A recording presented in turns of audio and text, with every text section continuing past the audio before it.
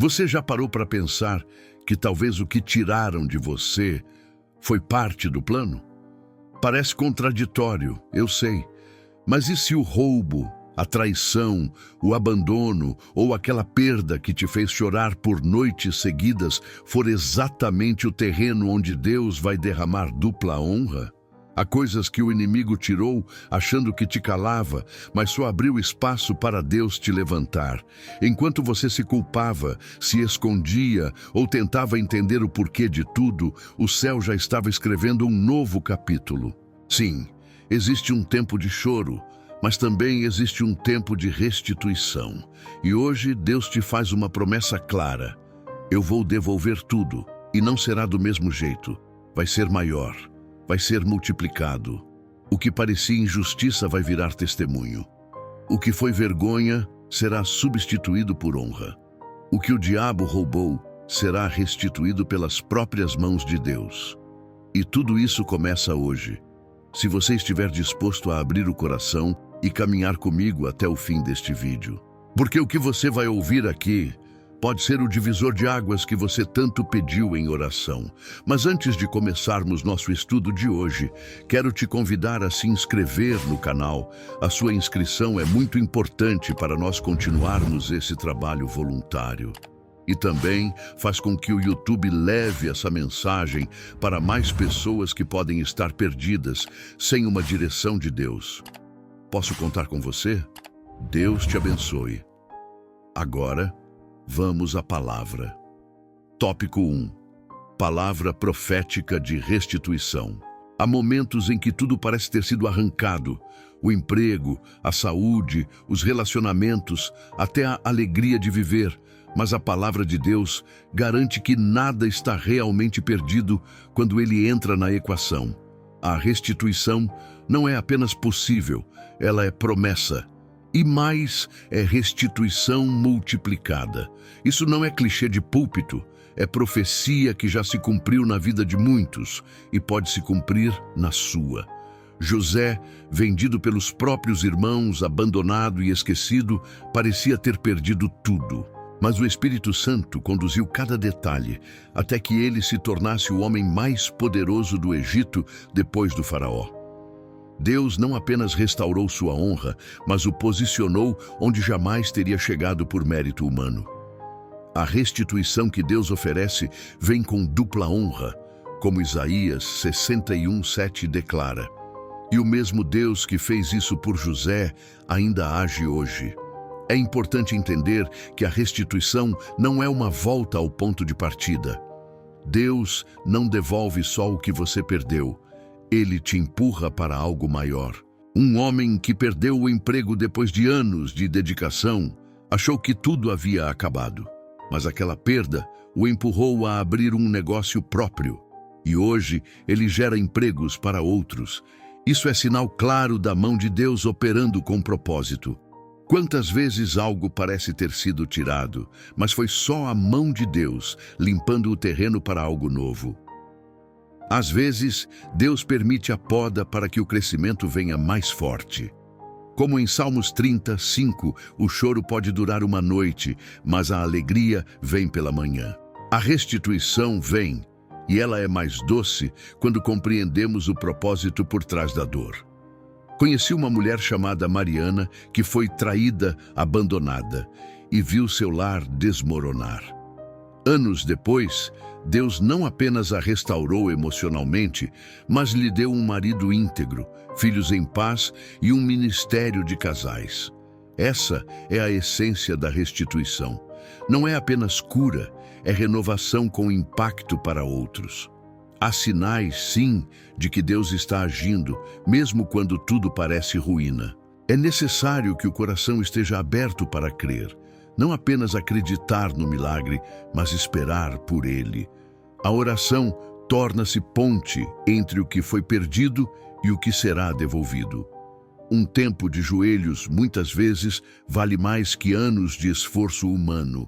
E quando a fé se une à paciência, o céu se move com precisão cirúrgica.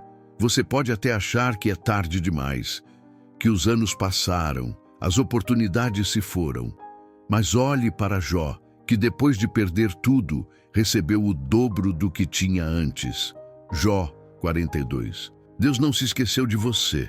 O Espírito Santo conhece cada lágrima e está desenhando um plano onde a restituição será testemunho para outros.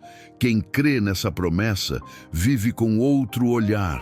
Sinais de que a mão de Deus está movendo as peças surgem nos detalhes. Uma ligação inesperada, um convite improvável, uma porta que se abre. São pequenos fios invisíveis conectando o agora ao cumprimento da promessa. E quando chega, chega com glória. Mas atenção, a restituição não vem para massagear o ego. Ela vem para glorificar o nome de Jesus, para que outros saibam que ainda há um Deus que restaura, que levanta, que honra. A dupla honra tem propósito e direção. A palavra de Deus sempre aponta para algo maior que nós mesmos. E esse é o segredo de quem recebe e permanece. E talvez a pergunta que você deveria estar se fazendo agora não seja quando vai chegar, mas estou preparado para receber. Porque o próximo passo dessa jornada exige uma nova mentalidade, uma nova postura. E é justamente sobre isso que vamos conversar a seguir. Tópico 2. Exemplos bíblicos e reais. A jornada de José é uma das mais poderosas representações de que Deus nunca abandona seus escolhidos. Venderam-no como escravo, mentiram sobre ele, o jogaram na prisão e ainda assim o Espírito Santo o acompanhava. A mão de Deus o conduzia por um caminho invisível aos olhos naturais, mas certeiro para o cumprimento do propósito. Cada queda foi uma etapa de elevação. E essa história continua sendo escrita na vida de muitos hoje. José não se vitimizou, não ficou preso ao que perdeu. Ele serviu mesmo injustiçado. Isso por si só já revela um dos sinais da restituição, a fidelidade no meio da dor. Quando uma pessoa serve com excelência em meio ao caos, o céu toma nota. Talvez você esteja justamente nesse ponto, sendo testado no vale antes de ser honrado no palácio. Mas José não foi o único. Ana chorava diante de Deus por não conseguir gerar filhos. Seu clamor não era só por um filho, mas por dignidade restaurada. Sua oração foi tão profunda que o sacerdote achou que ela estava embriagada. E o que aconteceu? Deus não só lhe deu Samuel, mas o levantou como profeta de Israel. A restituição sempre vem com destino profético. Outro exemplo é Jó, que perdeu tudo: filhos, bens, saúde. Mas mesmo questionando, nunca amaldiçoou Deus. E ao final, recebeu em dobro o que havia perdido. Isso nos ensina que a fidelidade e a integridade são moedas que o céu honra. Não são fáceis, mas sustentam a alma até o tempo da resposta chegar. Nos dias de hoje, conheci um rapaz chamado Roberto. Perdeu a empresa, o casamento e a saúde mental após uma crise. Mas em vez de desistir, decidiu mergulhar na palavra de Deus em oração e jejum. 6 meses depois, teve uma ideia simples, mas inspirada: vender quentinhas para obras.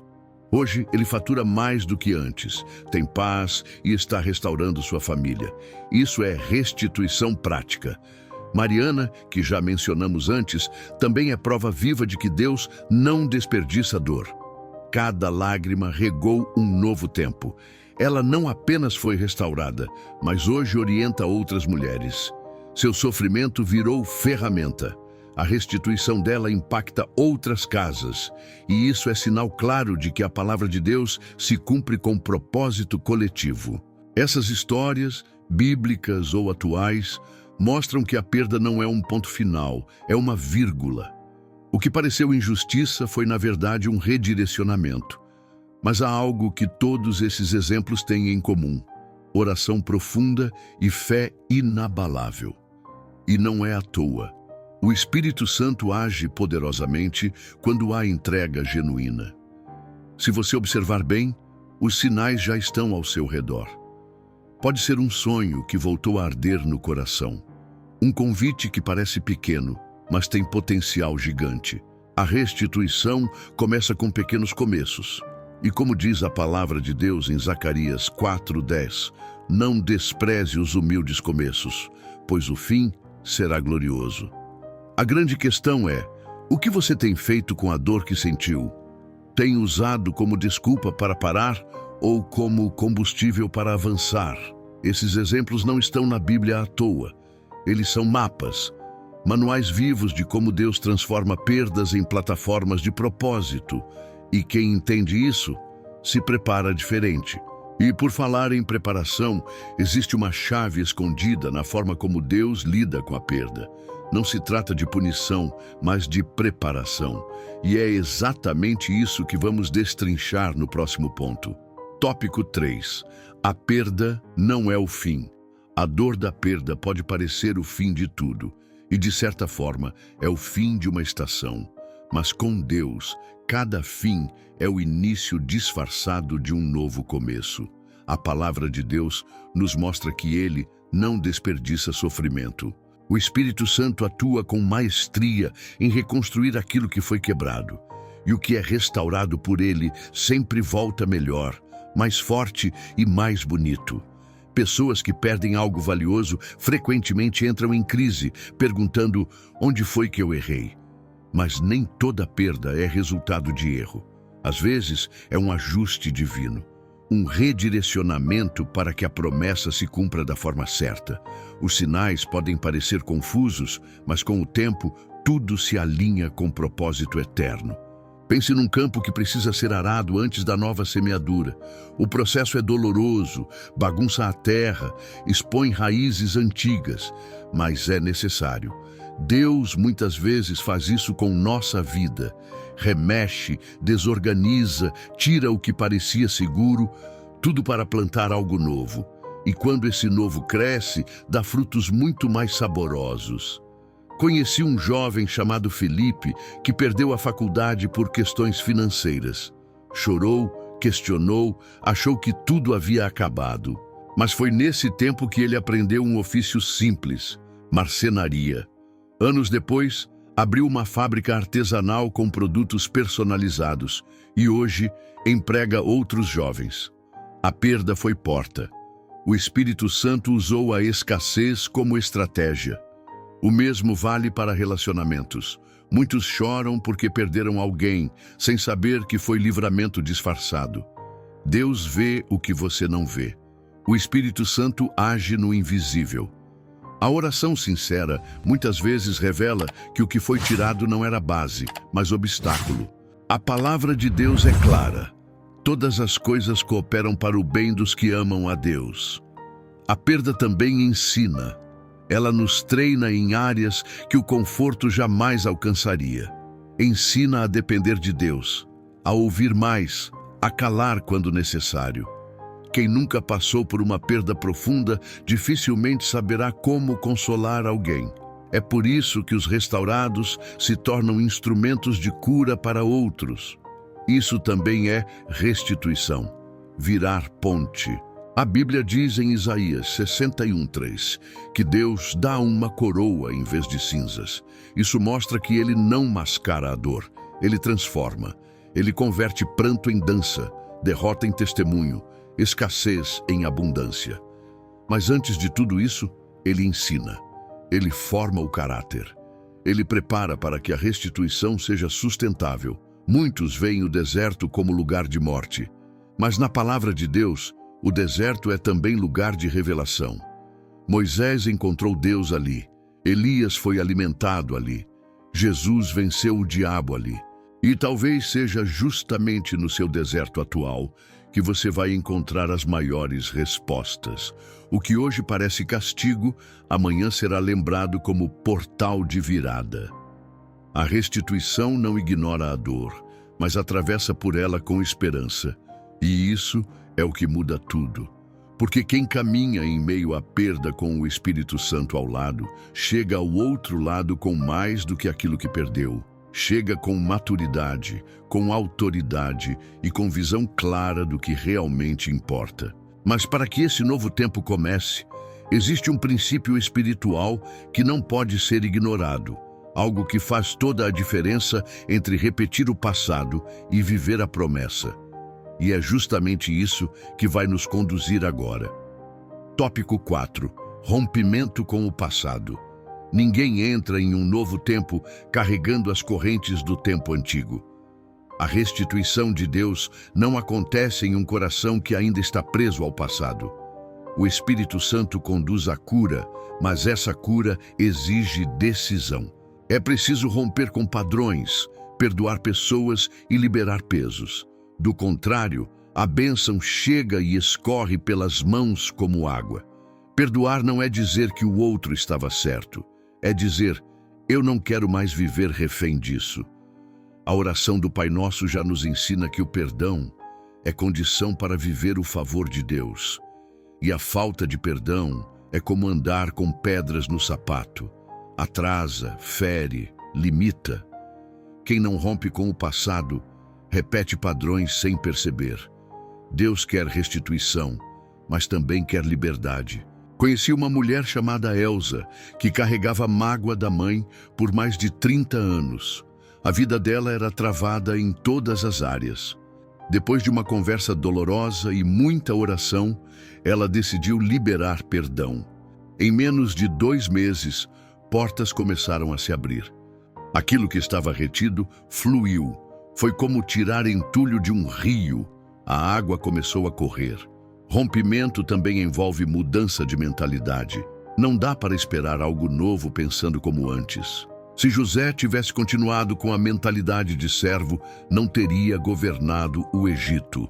Deus não muda a situação sem antes mudar o interior. E o Espírito Santo é mestre em reeducar corações. Mas é preciso querer e colaborar com esse processo. Às vezes, o passado não é uma pessoa, mas um hábito. Distrações, orgulho, preguiça espiritual, comparações, reclamações constantes. Essas coisas drenam a energia e a fé.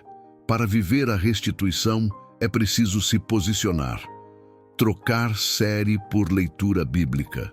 Trocar fofoca por oração. Trocar ansiedade por adoração. Essas trocas transformam ambientes internos. O rompimento também exige vigilância. Nem todo silêncio é paz, e nem toda oportunidade é bênção. Há distrações que chegam disfarçadas de promessas. É por isso que a palavra de Deus fala sobre discernimento, e sem o Espírito Santo é fácil confundir o novo com uma repetição disfarçada. Só o Espírito revela o que os olhos não veem. Algumas recaídas são laços emocionais mal resolvidos. Pessoas voltam a lugares onde foram feridas porque confundem saudade com propósito. Mas Deus quer libertar de ciclos, e para isso é preciso cortar raízes, às vezes até em silêncio, sem alarde. Basta um posicionamento firme no secreto com Deus. A restituição começa onde termina a teimosia. Rompimento também é renúncia. Nem tudo o que é legal é proveitoso. Como diz 1 Coríntios 6:12. Todas as coisas me são lícitas, mas nem todas convêm. Deus não está atrás de perfeição, mas de rendição. E rendição gera transformação. É impossível viver a restituição mantendo as mesmas alianças que causaram a ruína. O Espírito Santo quer guiar, mas precisa de espaço. Não dá para andar com Jesus de um lado e carregar mágoas do outro. É como tentar correr com uma mochila cheia de pedras. Chega um momento em que a escolha se impõe. Ou você larga o passado, ou o passado impede seu futuro. E essa escolha muda tudo. E quando essa escolha é feita, algo extraordinário começa a acontecer. O que era bloqueado se abre, o que estava travado se desbloqueia. Porque agora a restituição já não é apenas sobre você, é sobre o que virá através de você. E é exatamente isso que vamos entender no próximo ponto. Tópico 5. Multiplicação com propósito. Quando Deus devolve, Ele não devolve apenas para restaurar o que foi perdido. Ele devolve com propósito. A restituição que vem do alto sempre carrega uma missão. José não foi levantado para se vingar dos irmãos, mas para alimentar uma nação. A dupla honra vem com responsabilidade. O Espírito Santo derrama sobre quem está disposto a transbordar. Muitos pedem restituição apenas para voltarem ao estilo de vida antigo. Mas Deus restitui para inaugurar uma nova estação, mais madura, mais consciente, mais útil ao reino. A palavra de Deus é clara. A quem muito é dado, muito será cobrado. Lucas 12:48. O que Deus coloca em suas mãos tem destino, tem nome, tem endereço. Não é só seu. Multiplicação não é só ter mais, é tocar mais vidas. Quando a bênção chega, ela revela para onde está voltado o nosso coração. Pessoas que são fiéis no pouco, como diz Jesus, também serão fiéis no muito. Por isso, Deus observa o que fazemos com o que já temos antes de liberar o novo. Gratidão, generosidade, serviço são sinais de que estamos prontos para mais. Conheci um casal que, após anos tentando engravidar, receberam gêmeos como presente de Deus. Mas o que mais me marcou foi que, após a bênção, abriram uma ONG para ajudar outras famílias em situação semelhante. A dor deles se transformou em ministério. Isso é multiplicação com propósito. Isso é restituição em ação. Há quem receba aumento financeiro e use apenas para acumular. Mas também há os que investem em ajudar outros a sair das dívidas, ensinam a administrar, doam com sabedoria. Deus confia mais a quem reparte, porque a generosidade é reflexo direto do Espírito Santo habitando em nós. A palavra de Deus diz: há maior alegria em dar do que em receber. A multiplicação também pode vir em forma de tempo, saúde, energia. O que você faz com os dias que agora vive em paz? O descanso que você recebe após tempos de luta pode ser usado para fortalecer outros. Uma visita, um conselho, uma mensagem de voz com oração. Não subestime os pequenos atos. Eles são sementes que geram frutos eternos. O que Deus devolve é sempre completo. Não é só o que você perdeu, mas tudo o que você aprendeu no caminho. Essa bagagem tem valor. Experiências vividas na dor se tornam conselhos que curam. Pessoas que já caíram e se levantaram têm autoridade para levantar outras. Por isso, Deus restitui para quem tem disposição de servir. E não precisa esperar tudo estar resolvido para começar a multiplicar. Às vezes, o testemunho mais forte vem da caminhada, não da chegada. Compartilhar um versículo que tocou você, gravar um vídeo simples contando o que Deus está fazendo, ajudar com o que já sabe, tudo isso é sinal de maturidade espiritual. É mostrar que você entendeu o propósito. A multiplicação também confronta o ego, porque é fácil achar que tudo voltou ao normal por mérito próprio. Mas quem caminha com o Espírito Santo sabe que é graça, não esforço humano. A oração é o lembrete constante de que seguimos dependentes. E o que é feito com Deus permanece. O que é feito sem Ele desmorona. E se tudo que Deus te devolveu tem um propósito, então a pergunta é: você está preparado para sustentar esse novo tempo? Porque o que sustenta a promessa não é a euforia, mas a constância. E é exatamente sobre isso que vamos conversar agora. Tópico 6. Fé que sustenta a espera. A fé que espera em silêncio é uma das mais difíceis de viver, mas também uma das mais poderosas. É fácil crer quando tudo acontece rápido. O verdadeiro desafio é confiar quando nada acontece. Quando as orações parecem não passar do teto e os sinais de Deus parecem ter desaparecido. Mas é nesse lugar de silêncio que o Espírito Santo trabalha mais profundamente. A palavra de Deus diz em Abacuque 2:3: ainda que demore, espere, porque certamente virá, não tardará. A espera não é sinal de esquecimento, é sinal de alinhamento. Deus não se atrasa, Ele prepara. E às vezes a bênção está pronta, mas o coração ainda não. Por isso o céu trabalha no invisível, enquanto a fé sustenta o visível. Conheci um senhor chamado Otacílio, que orava há 12 anos pela conversão do filho. Nenhum sinal, nenhuma mudança, mas ele nunca parou de orar. Um dia, o filho apareceu na igreja, se ajoelhou sozinho no altar e disse: "Pai, hoje eu entendi tudo." A fé desse pai sustentou uma promessa que parecia impossível. A oração foi o fio que segurou o milagre. A espera também revela o que há dentro de nós. Quem só sabe crer quando tudo está indo bem, não tem fé, tem conveniência. Mas quem adora mesmo no vale, quem jejua mesmo sem resposta, quem lê a palavra de Deus mesmo sem motivação, esse está sendo lapidado. O Espírito Santo não nos molda em dias fáceis, mas em noites escuras. A espera é uma sala de aula espiritual. É ali que aprendemos a discernir o que é voz de Deus e o que é barulho da ansiedade. É ali que nos tornamos íntimos do Espírito Santo. Muitas vezes, aquilo que pedimos com pressa nos faria mal se chegasse cedo demais. A fé que sustenta é aquela que não força a porta.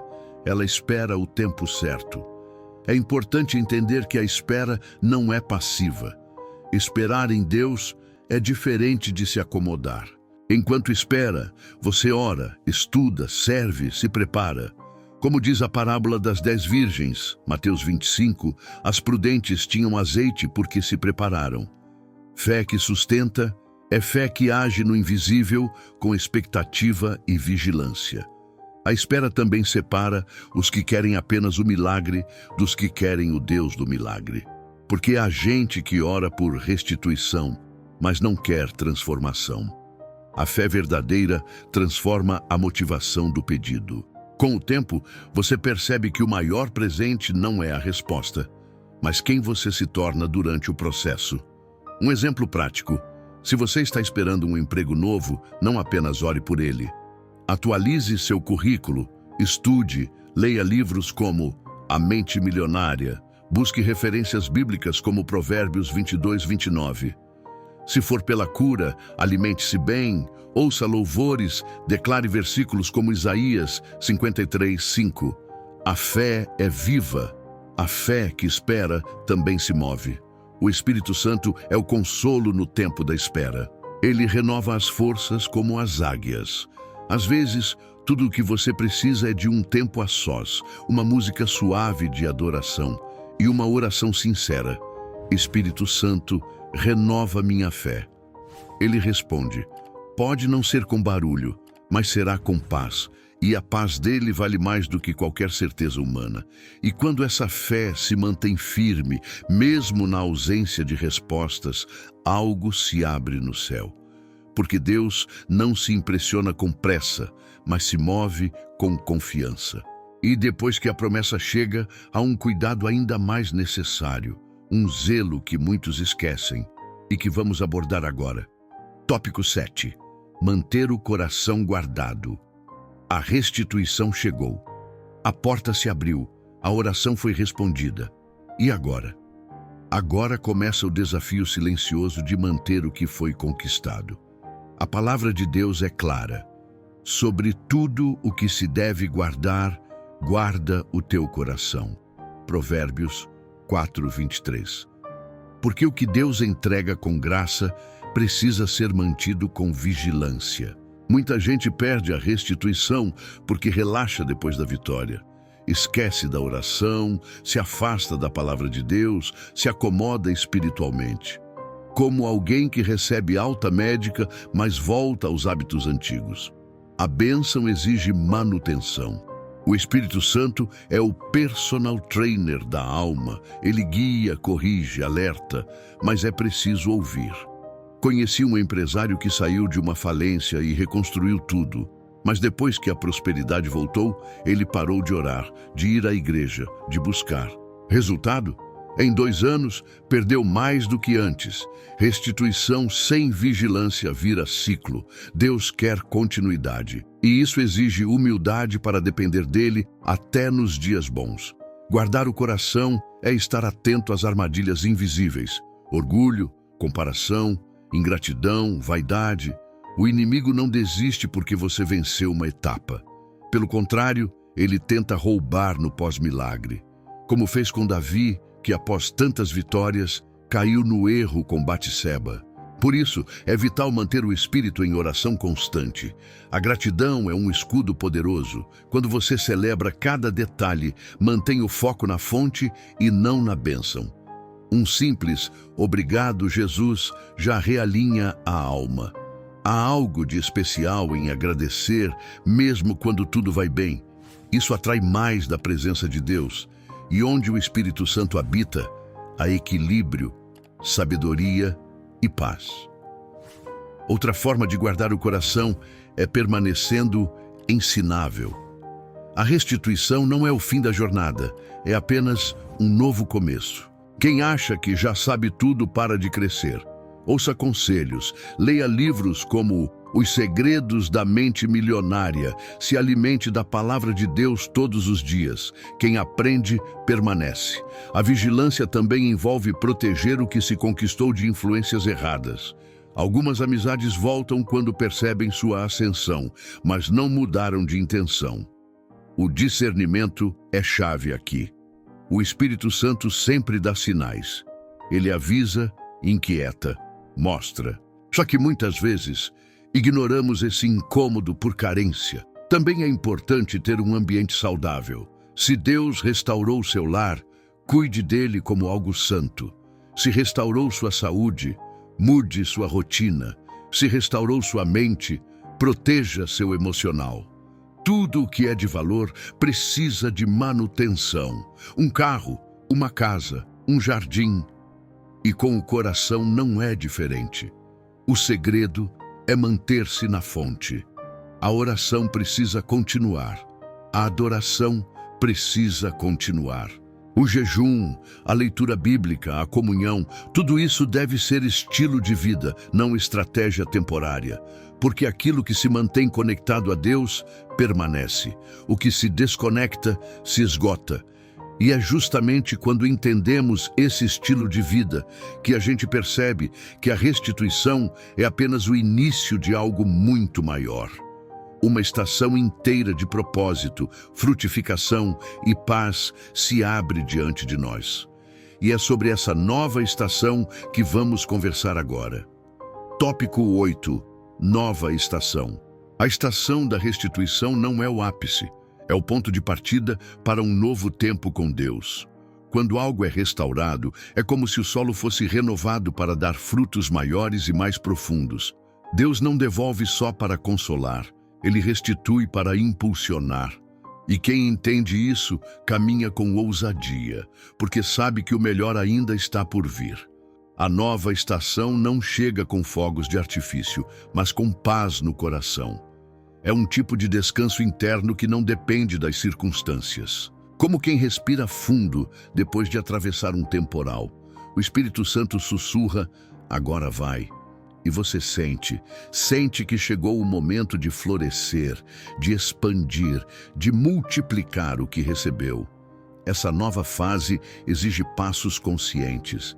Não dá para avançar em terra nova com mapa velho. É hora de buscar direção. Perguntar a Deus não só o que Ele quer restaurar, mas o que Ele quer fazer através de você. A palavra de Deus diz em Isaías 43:19: Eis que faço uma coisa nova. E o novo de Deus nunca é pequeno. Conheci uma mulher chamada Célia, que após sair de um casamento abusivo, passou por uma longa jornada de cura. Quando Deus restaurou sua dignidade, ela não parou por aí. Começou a visitar outras mulheres em abrigos, compartilhar sua história, levar oração, apoio, palavras de vida. Sua dor virou ministério. Sua estação virou missão. Nessa nova fase, você começa a perceber que a restituição muda o seu olhar. O que antes te feriu, agora te fortalece. O que antes te envergonhava, agora é testemunho. O Espírito Santo vai alinhando as peças com tanta precisão que até o que parecia perda se torna semente. É Deus escrevendo com linhas tortas por olhos humanos. mas perfeitamente retas em sua vontade. E a jornada não termina aqui. Aliás, é agora que ela se torna mais interessante. Com a alma curada, o coração vigilante e os olhos na eternidade, cada passo tem sentido. A vida deixa de ser sobrevivência e passa a ser propósito. Você acorda sabendo que carrega luz, como diz Mateus 5,14. Vós sois a luz do mundo. Nessa estação você também aprende a descansar. Não no sentido de parar, mas de confiar. Você age, mas não se desespera. Planeja, mas não idolatra. Ora, mas entrega. A ansiedade perde força quando a fé amadurece. A oração se aprofunda quando a mente silencia. E o Espírito Santo se move com liberdade quando o coração se aquieta. Você também começa a atrair pessoas novas, gente que tem a ver com o novo tempo. Relacionamentos alinhados com o céu, parcerias que edificam, amizades que impulsionam. Deus conecta quem está na mesma frequência espiritual. E essas conexões são sinais de que a nova estação é real. Você não está sozinho. A nova estação também traz novos desafios. Mas agora você está preparado, porque agora você conhece o caminho. Sabe como orar, como discernir, como esperar. Já caiu e levantou, já chorou e foi consolado, já viveu perdas e foi restituído. Agora é tempo de permanecer, de frutificar, de influenciar com aquilo que o céu te confiou. E se essa estação já começou, ou está prestes a começar, então chegou a hora de compreender tudo isso como um ciclo completo e de aplicar cada passo com sabedoria. Porque quem vive a restituição com entendimento, vive um evangelho que transforma. Mas será que você está pronto para aplicar tudo isso de forma prática, profunda e real? Agora que você ouviu tudo isso, o que vai fazer com essa palavra? Vai apenas assistir e seguir a vida como se nada tivesse acontecido? Ou vai levantar com fé e tomar posse da restituição que Deus já liberou sobre você? Lembre-se, o que você faz depois da promessa define se ela vai florescer ou secar. Qual é a área da sua vida onde você mais precisa dessa restituição?